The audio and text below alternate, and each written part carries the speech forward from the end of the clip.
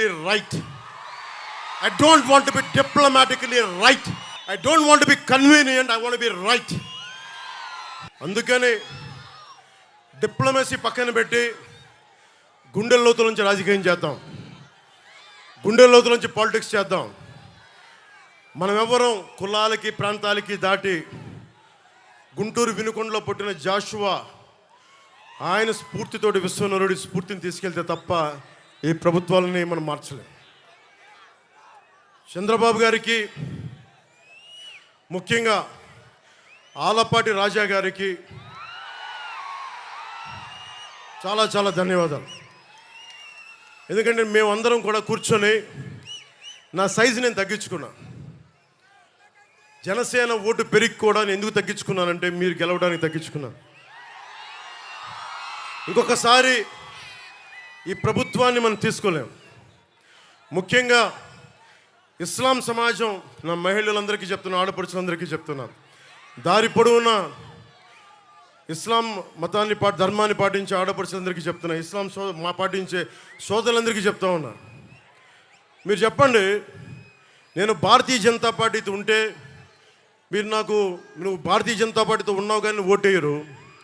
ఈ రోజున జగన్మోహన్ రెడ్డి గారికి కాలు మనకి దెబ్బ తగిలితే మరి నరేంద్ర మోడీ గారు కూడా ఆయనకి పాపం జాగ్రత్తగా హెల్ప్ చేసుకోమని చెప్పారు. అప్పుడు మీరు దానికైతే మీరు దానికి కూడా ఓటేయకూడదు. మరి ఇది నేను మోసం చేయట్లేదు. ఇస్లాం సమాజాన్ని ఈసారి మీరు విఘ్నతతో ఓటేయండి. నేను మీకు ప్రత్యేకించి నాదెండ్ల మనోహర్ గారు చెప్పినట్టుగా రాష్ట్రంలోని ఇస్లాం సమాజాన్ని అందరికీ, సోదరీమణులందరికీ, ఎందుకంటే నేను అద్భుతమైన ప్రతిభ చూశాను, అమేజింగ్ టెక్నీషియన్స్ని చూశాను, ఆటో నగర్ లాంటి చోట అద్భుతమైన మెకానిక్స్ని చూశాను. ఎలాంటి మీ దగ్గర స్కిల్ ఉందో నాకు తెలుసు. అలాగే మిమ్మల్ని కూడా స్కిల్ డెవలప్మెంట్ చేయిస్తాం, మీ చేత మిమ్మల్ని కూడా ఆదుకుంటాం. కాకపోతే నేను మిమ్మల్ని కూర్చోబెట్టి నేను డ్రామాలు చేయను, అంతే. నేను చెప్తున్నాను ఇస్లాం సోదరులు సోదరీమణులందరికీ, అమ్మ నేను మనస్ఫూర్తిగా చేసేవాడిని అమ్మా. నేను మీకు ఎలాంటి ఇబ్బందులు వచ్చినా మేము ఆదుకునే వాళ్ళం అమ్మా.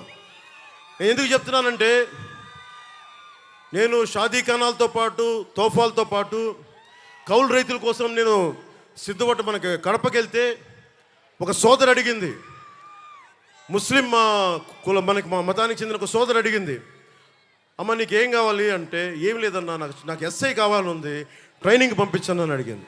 డబ్బులు అడగలేదు. ఎంతమంది ఉన్నారు అలాంటి ఆడపడుచులకు మేము అండగా ఉంటామమ్మా. డబ్బులు జగన్లాగా అడ్డగోలుగా దోచేయమ్మా, మాకు అవసరం లేదమ్మా. మీ ఓట్లని మేము ఓట్ బ్యాంక్గా వాడము. ఇస్లాం పెద్దలందరికీ చెప్తా ఉంటాను, నేను మిమ్మల్ని ఓట్ బ్యాంకుగా వాడం, మా కూటమి మిమ్మల్ని ఓట్ బ్యాంక్గా వాడదు. మీ మీద ఈగ వాలితే మేము వచ్చి మీకు అండగా ఉంటాం. ఈరోజున పెమ్మసాని చంద్రశేఖర్ గారు అమెరికాలో అత్యంత ఉన్నతమైన వ్యాపారం అయ్యండి, అంత గొప్ప అందరికీ స్థానం కల్పించిన వ్యక్తి. ఈ రోజున కేవలం మన గుంటూరు పార్లమెంటుకి డబ్బుమయమైపోయిన గుంటూరు పార్లమెంటుకి ఆయన మొత్తం డబ్బులు వదులుకొని, నిజంగా నాలాగా ఎంత ఆవేదన ఉందో ఆయన ఇద్దరం మాట్లాడుకుంటే ఒకటే చెప్పారు, నాకు ఏం వద్దు సార్, నాకు దీని నుంచి కళ్యాణ్ గారు మేము పని చేస్తాం, మీకు అండగా పని చేస్తాం మీ అందరి కోసం.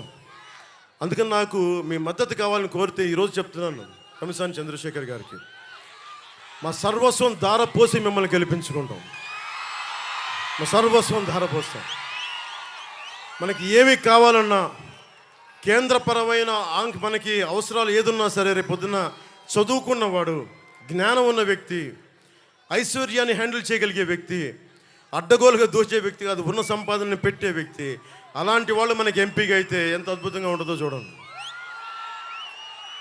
అలాగే తెనాలి అభివృద్ధికి నాదెండ్ల మనోహర్ గారి కృషి ఒకసారి మీ అందరికీ తెలియజేస్తాం.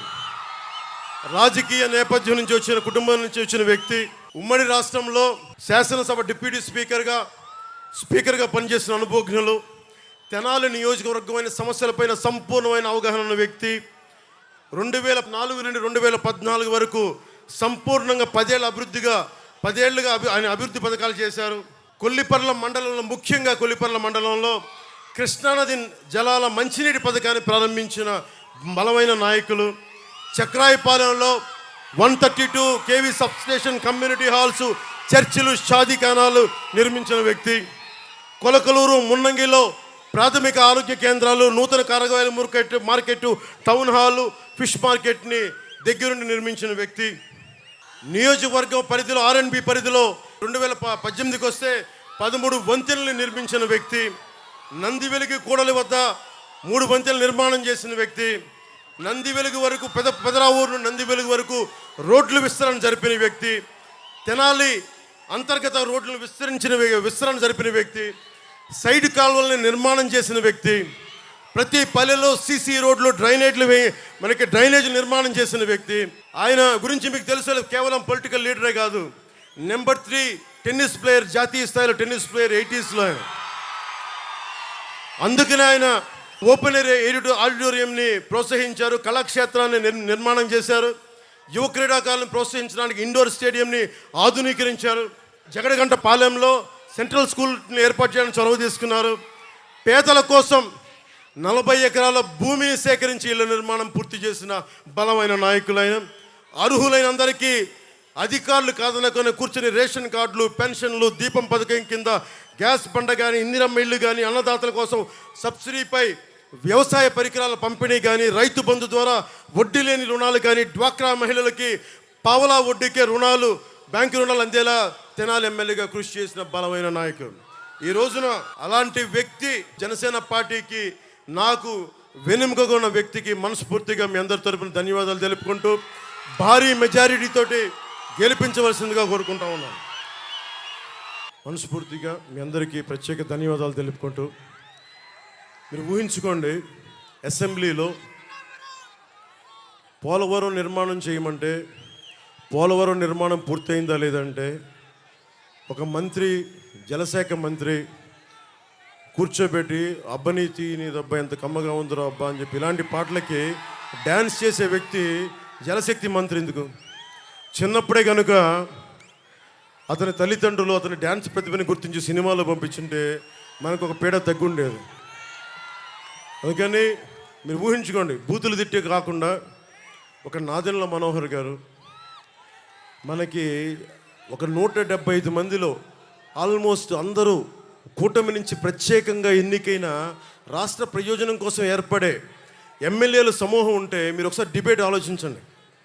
బూతులు తిట్టుకోవటం, చంద్రబాబు గారి సతీమణిని తోలునాడకుండా కాకుండా నిజంగా మనకి రోడ్లు విస్తరించలేదు, కొల్లిపర్ల మండలంలో చెక్ డ్యామ్లు ఎందుకు చేయలేదు, 30,000 మంది ఆడబిడ్డలు ఎందుకు అదృశ్యమైపోయారు, యువతకి ఎలాంటి శిక్షణ కార్యక్రమాలు ఇవ్వాలి, ఇలాంటి చేసే డిబేట్స్ చేసే సభలు నేను కోరుకుంటున్నాను. అసెంబ్లీని పంపించాలి అంటే బాధ్యత రాష్ట్ర ప్రజలు ప్రతి ఒక్కరిపైన ఉంది. నేను దశాబ్దం అందరి చేత తిట్లు తింటించుకుంటూ నేను ఇక్కడున్నా, అందరినీ కాదని వచ్చాను. ఈసారి ఒకటే కోరుకుంటా ఉన్నా, మా తెలుగుదేశం, జనసేన, భారతీయ జనతా పార్టీ నాయకులు కూటమిని మీరు గెలిపించండి.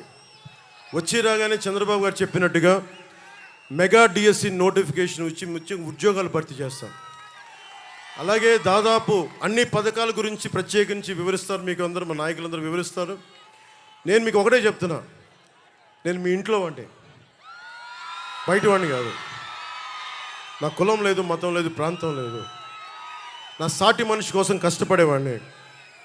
నేను మీ ఇంట్లో బిడ్డని, మీ సోదరుణ్ణి, మీ ఇంట్లో వాడిని, మీ స్నేహితుడిని.